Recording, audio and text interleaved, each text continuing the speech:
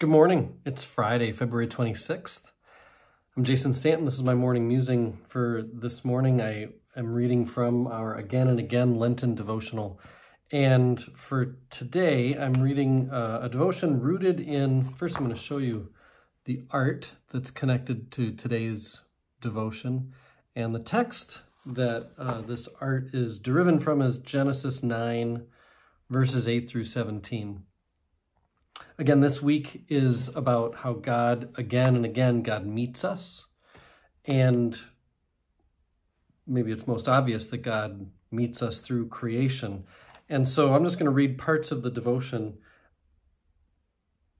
The images of God as creator are tender, imaginative, of a tender and imaginative God who loves creation limitlessly. And then she talks about how she can only imagine how painful it would be to watch the work of your hands devolve into brutality, which of course is what the story of these first chapters of Genesis are about. And then it talks about God offers Noah, his descendants, and every living creature an all-encompassing promise, vowing never to flood the earth again. Despite humanity's destructive role, God limits God's self, and alone is held accountable in this covenant. That got my imagination stirring, that God limits God's self, holding God's self accountable to this covenant. And then it says, if we model our actions after God's, then we would be humble and limit ourselves in order to better love God and care for creation. What would it mean for us to limit ourselves?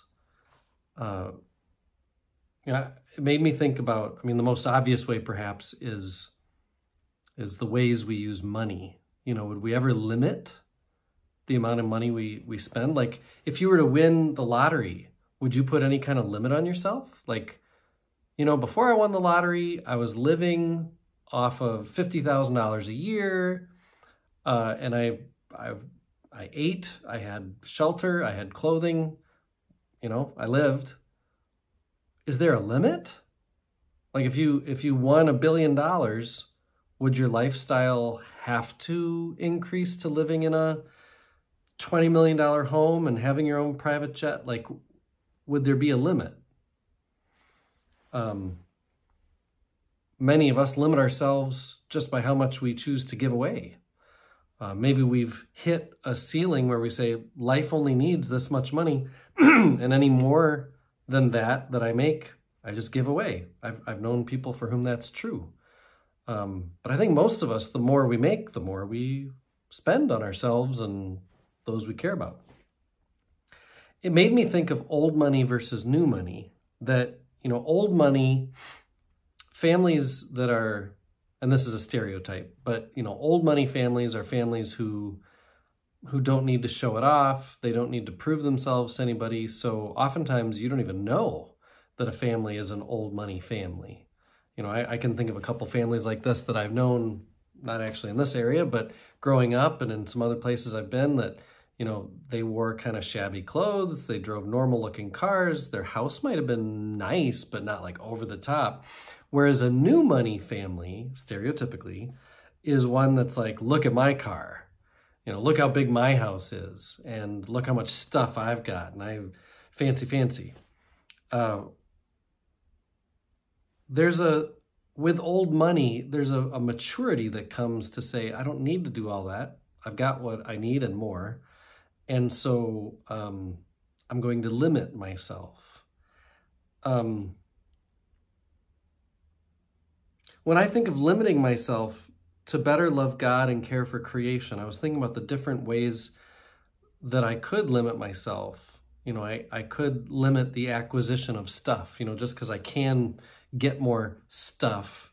That doesn't mean I should or I need to. Or limiting myself when I'm in groups. And I've found this to be true over the last couple of years, that I've been learning a lot more about my privilege. I've figured out that when I get into groups, I oftentimes think, I'm not thinking, well, I'm a white male, so I should be heard. But my life has been lived in such a way, the privilege that I've enjoyed, I typically am heard in groups. And so I've tried to, as much as I can, limit myself by just shutting up and letting others speak into silent spaces or silent times. Schedules, could we limit our schedules? Just because we have a night open, that one night out of 7, should we fill it? I think there's all kinds of overly full parts of our lives that make us suffer. I mean, that Sabbath is about limiting ourselves, saying, okay, one day off at least. So maybe that's the challenge for today. If limiting ourselves can make us better love God and care for creation, what would some limits be on yourself that could allow others to be built up, or allow creation to recover, or allow your own soul to rest? Keep faith alive.